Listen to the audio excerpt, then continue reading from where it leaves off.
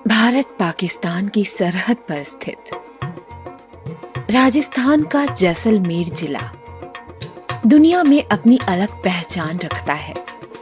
ये अपने मखमली रेतीले धोरों के बीच सांस्कृतिक वैभव, ऐतिहासिक पटल पर असीम शौर्य, बहादुरी और पराक्रम के लिए जाना जाता है। इन्हीं धोरों के बीच एक छोटा सा गांव है, चेलक। बसिया के विशिष्ट क्षेत्र की विषम भौगोलिक परिस्थितियों के बीच माँ भटियाड़ी जी की जन्मभूमि और इसी पावन धरा पर संत जसाराम जी और संत सदाराम जी जैसे तपस्वियों ने भी जन्म लिया है। इस क्षेत्र में राजपूत सरदारों के साथ अन्य हिंदू परिवार भी निवास करते हैं।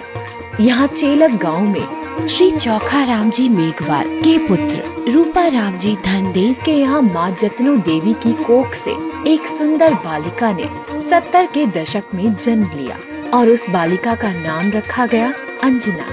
अंजना अपने सभी भाई बहनों में सबसे बड़ी थी। इस कारण बचपन से ही वो अपनी जिम्मेदारी के प्रति जागरूक रही। अंजना बाल्यकाल से पढ़ाई में काफी होशियार व बुद्धिमान रही। उन्होंने अपनी पहली से छठी तक की पढ़ाई केंद्रीय विद्यालय जैसलमेर में की। आपके पिताजी रूपा राम जी को बालिका शिक्षा के महत्व के बारे में पूर्ण जानकारी है। उन्होंने स्वयं काफी संघर्ष कर कठिन परिस्थितियों में अपनी इंजीनियरिंग की शिक्षा पूर्ण की थी। इसीलिए वो अपनी बेटियों को भी आगे पढ़ाकर अपने पैरों पर खड़ा होने के लिए हमेशा प्रेरित करते रहे। इस महत्वपूर्ण जिम्मेदारी में उनकी धर्म पत्नी ने भी उनका पूर्ण समर्थन और सहयोग किया। आपके पिताजी जलदाय विभाग के अधिकारी रहे। इस कारण स्थानांतरण के चलते अंजना को अपनी पढ़ाई अलग अलग जिलों से पूरी करनी पड़ी। छठी से 12वीं तक की पढ़ाई पाली जिले की मरुधर बालिका विद्यापीठ के हॉस्टल में रहकर पूर्ण की। अंजना की रुचि बचपन से ही पढ़ाई में थी। उन्होंने 15 साल की उम्र में राजस्थान माध्यमिक शिक्षा बोर्ड की 10वीं और क्रमशः 12वीं की पढ़ाई पूर्ण की। इसके बाद आपकी शादी हमीरा निवासी श्री तनेराम जी से हुई।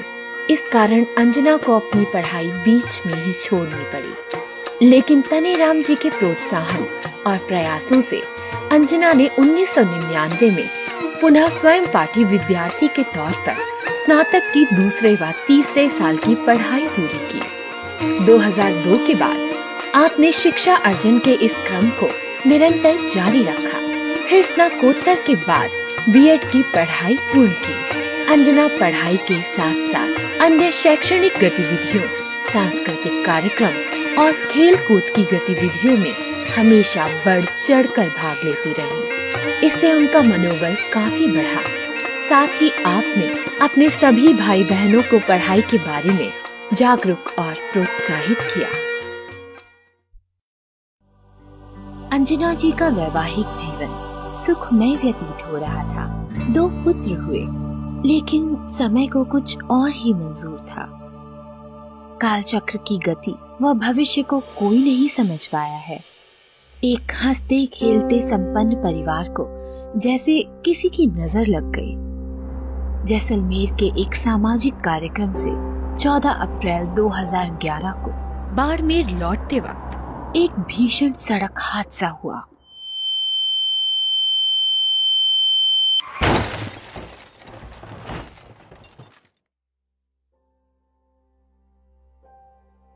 इसमें तनेराम जी का पूरा परिवार था। इस दुर्घटना में दोनों के बचने की उम्मीद कम थी। अत्यंत गंभीर हालत में तनेराम जी को एक एयर एम्बुलेंस से दिल्ली के अपोलो अस्पताल ले जाया गया, लेकिन इलाज के दरमियान ही ब्रेन हैमरेज से उन्होंने दम तोड़ दिया।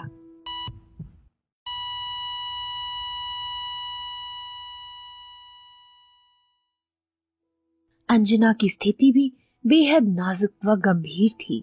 2 मासूम बच्चों की माँ यमराज से अपनी जिंदगी के लिए संघर्ष कर रही थी।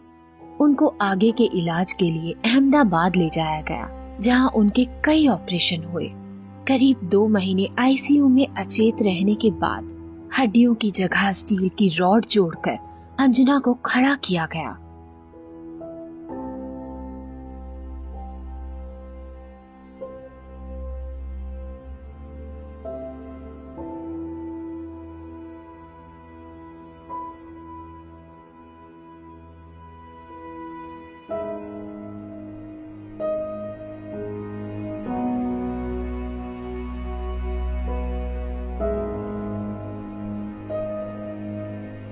पसली के फेफड़े में चोट लगने के कारण सांस लेने और आहार के लिए नली लगाई गई। 3 महीने तक वो एक भी शब्द नहीं बोल पाई। इस संघर्ष के दौर को जिसने भी नजदीक से देखा है उसकी रूह कांप जाती है। लेकिन जीवन के प्रति अदम्य जिजीविषा और 2 मासूम बच्चों की जिम्मेदारी के लिए अंजना ने जीवन की ये जंग जीत ली। उनके परिवार ने इस दौरान उनको ये नहीं बताया कि उनके जीवन साथी तनेराम जी हमेशा के लिए उनका साथ छोड़ चुके हैं। लेकिन अंजना अंदर से ये सब महसूस कर चुकी थी। ये सब इतना दर्दनाक था कि आज भी उसकी कल्पना मात्र से आंखों में आंसू आ जाते हैं। ये अंजना की दृढ़ इच्छा शक्ति व आत्मविश्वास ही था कि उसने चलना आरंभ किया, जिसे देखकर स्वयं डॉक्टर भी हैरान और अचंभित थे। समय बदला। अंजना के ऊपर अपने दोनों बच्चों और परिवार के पोषण की जिम्मेदारी थी। उसने अपनी अधूरी पढ़ाई को पुनः शुरू करने का दृढ़ संकल्प लिया। उच्च शिक्षित अंजना जी के लिए भविष्य के लिए कई रास्ते खुले थे। वो अनुशंसा पर सरकारी नौकरी में लग सकती थी, लेकिन इस परीक्षा की घड़ी में उनकी पढ़ाई उनके काम आई।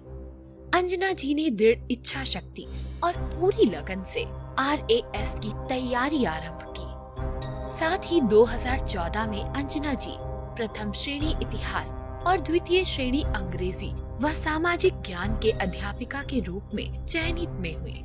इन तीनों में से एक साथ उनका चयन उनकी कड़ी मेहनत और काबिलियत को सिद्ध करता है। लेकिन अंजना जी को भी अभी बहुत सारी मंजिलों पर पहुंचना था। उनकी सोच अपने लोगों और अपने जिले के लिए रचनात्मक और सृजनात्मक कार्य करने की थी। अतः उन्होंने विराट स्तर पर सामाजिक सेवा करके अपने जिले की प्रगति, उन्नति व विकास को एक नया आयाम देना चाहा। इस दौरान आपने RAS की परीक्षा भी उत्तीर्ण कर ली। लेकिन 2013 विधानसभा चुनाव में जैसलमेर से श्री रूपाराम जी को कांग्रेस पार्टी ने अपना प्रत्याशी बनाया। अंजना जी ने इस दौरान प्रचार की जिम्मेदारी अपने हाथ में ले ली। हालांकि आप इस समय थोड़े समय पहले हुए सड़क हादसे में बुरी तरह जख्मी होने से ज्यादा नहीं चल सकती थी। बीच बीच में लड़खड़ा जाती थी, लेकिन हिम्मत हारना तो उनके स्वभाव में था ही नहीं। अंजना जी ने शहरी व ग्रामीण क्षेत्रों में जमकर प्रचार किया। लोगों से मिली जमीनी हालात को करीब से देखा और साथ ही यहाँ की भौगोलिक परिस्थितियों से भी रूबरू हुई। पहले राजनीतिक अनुभव के कारण कुछ ही मतों से रूपाराम जी चुनाव हार गए, लेकिन जैसलमेर जिले की जनता के दिलों को जीतने में वो पूरी तरह से सफल हुए। इसके कुछ महीनों बाद ही समय ने पलटी मारी और फरवरी में जैसलमेर जिले में एक बार जिला प्रमुख पद के लिए सीट महिला अनुसूचित आरक्षित वर्ग के लिए वे चयनित हुई और जिले की जनता ने अपने विधानसभा चुनाव की भूल स्वीकार करते हुए श्री रूपाराम जी के पक्ष में जमकर मतदान किया और जिले की 14 सीट पर कांग्रेस पार्टी ने विजय हासिल की। इतिहास इसी पल की प्रतीक्षा कर रहा था। जिले की जिला प्रमुख पद पर पहली महिला श्रीमती अंजना तनेराम मेघवाल ने अपना कार्यभार संभाला। कार्यकाल के शुरू के विपक्ष के साथ पक्ष के लोगों ने भी अंजना पर काफी व्यंग कसे। काफी नेताओं ने उसे गूंगी गुड़िया या कठपुतली भी कहा, लेकिन एक उच्च शिक्षित और बुद्धिजीवी महिला ने अपनी कार्यशैली और बुद्धिमत्ता से सबको निरुत्तर कर दिया। 1 साल में ही अनुभवहीन महिला अपने कार्य में पूरी तरह से दक्ष हो गई। उसने हर जाति, हर वर्ग के लोगों के काम किए। विपक्ष की सरकार राज्य में सत्तासीन थी, जिन्होंने काफी जनहितकारी योजनाओं को बंद किया और बजट में भारी कटौती की। लेकिन अंजना जी ने हिम्मत नहीं हारी और हर चुनाव का डटकर मुकाबला किया, दृढ़ता पूर्वक उसका सामना किया। श्रीमती अंजना तनेराम मेघवाल अपने मधुर सौम्य व्यवहार से आज हर गांव, हर ढाड़ी के लोगों में, विशेष रूप से महिला शक्ति के बीच वे सबसे चहेती नेत्री बन गई हैं। उल्लेखनीय है कि आप पहली महिला प्रतिनिधि व नेता हैं जिन्होंने अपने काम की बागडोर अपने हाथ में ली। जब वो पहली बार गांव में गई तो लोगों ने पूछा कि आपके साथ कौन है, कौन आपका काम संभालेगा। लेकिन दूसरे दौरे के बाद जनता को ये एहसास हो गया कि अब बदलाव हो गया है। ये महिला पीछे हटने वाली नहीं है। जिले की आधी आबादी महिला शक्ति को इससे सबसे ज्यादा खुशी हुई और एक भरोसा भी कायम हुआ। आज अंजना जी केवल जैसलमेर की ही नहीं, अपितु राज्य की राजनीति में एक जाना पहचाना और चर्चित चेहरा बन चुकी है। यही वजह है कि जनता के इस अपार समर्थन और सर्व स्वीकार्यता के चलते वे अपनी जनता के हक की आवाज को बेबाक और बुलंद स्वर में उठाती है। अंजना के कार्यकाल की सबसे बड़ी विशेषता ये रही कि उसने बालिका शिक्षा को सबसे ज्यादा महत्व दिया। मूलभूत सुविधाएं मुहैया कराने के साथ साथ बालिका शिक्षा और महिला सशक्तिकरण के लिए कुछ करने का सपना लेके आई थी। वो भविष्य में भी मैं चाहूंगी, मैं अभी भी यहाँ छोड़ के नहीं जाऊंगी, आपके बीच कार्यकाल पूरा हो रहा लेकिन रहूंगी आपके बीच में। उन्होंने हर गांव, हर ढाड़ी में जाकर हर जाति व हर वर्ग के लोगों को शिक्षा के महत्व के बारे में जागरूक किया। उनको आत्मसम्मान से दुनिया में बराबरी पर अपने पांव पर खड़ा होना सिखाया। अंजना जी चाहती हैं कि जैसाण का हर बच्चा पढ़े लिखे और आगे बढ़े। उसकी सोच लोगों को एक दायरे में रूढ़िवादी और तरीकों से बांध कर रखने की नहीं, बल्कि उन्होंने विकसित और खुशहाल जैसाण का स्वप्न देखा है, जिसे पूरा करने के लिए वो जी जान से जुटी हुई है। आज अपने कार्यकाल की समाप्ति के बाद भी अंजना जी ने अपनी दिनचर्या में कोई बदलाव नहीं किया है। वे हमेशा की तरह सुबह घर से निकल पड़ती हैं, दुर्गम रेगिस्तानी इलाकों में अपने लोगों के बीच उनके दुख सुख में शरीक होने के लिए, उनकी समस्याओं को सुनने के लिए, समाधान के लिए। वे जैसलमेर की राजनीति में कुछ नया और अलग विकास करने में विश्वास रखती हैं। अंजना जी आपसी सौहार्द और भाईचारे के लिए जैसाण की समृद्ध अपनायत बनी रहे, इसके लिए सार्वजनिक जीवन में सेवा का संकल्प लेकर काम कर रही हैं। आज इस चुनाव में भी वे अपने किए हुए कार्यों के बल पर अपनी पार्टी के लिए 36 कौम से समर्थन मांग रही हैं।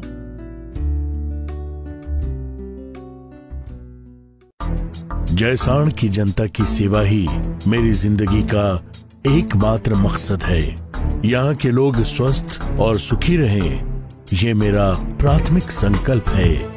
मैंने अपने पूरे कार्यकाल में जिले की समस्त जनता को सरकारी योजनाओं से लाभ दिलाने का भरसक प्रयास किया है। वो चाहे नरेगा कार्यों से रोजगार मुहैया कराने की बात हो, या जिला परिषद द्वारा प्रारंभ किए गए नवाचार उजलो जैसाणों हो, या सीमावर्ती क्षेत्र विकास कार्यक्रम अथवा पट्टा वितरण अभियान से यहाँ के लोगों को उनका मालिकाना हक दिलाने की योजना हो। इन सभी प्रयासों के केंद्र में यहाँ के लोगों की सुविधा और खुशहाली ही रही है। मेरे मन में जैसाण के विकास की बहुत सारी योजनाओं की कल्पना और रूपरेखा है। फिलहाल केंद्र में विपक्ष की सरकार होने के कारण भी सरकारी बजट स्वीकार कराने के लिए सतत जद्दोजहद करनी पड़ी। मेरे अपने लोगों के लिए मेरा संघर्ष सतत ताउम्र चलेगा। मैं कांग्रेसी विचारधारा का समर्थन करती हूँ। मेरा व मेरी पार्टी का एक ही लक्ष्य है कि गांव व ढाणी के हर व्यक्ति को सरकार द्वारा दी जाने वाली योजनाओं का लाभ मिले। आज राज्य में कांग्रेस की सरकार है। जिले के दोनों विधायक कांग्रेस पार्टी के हैं।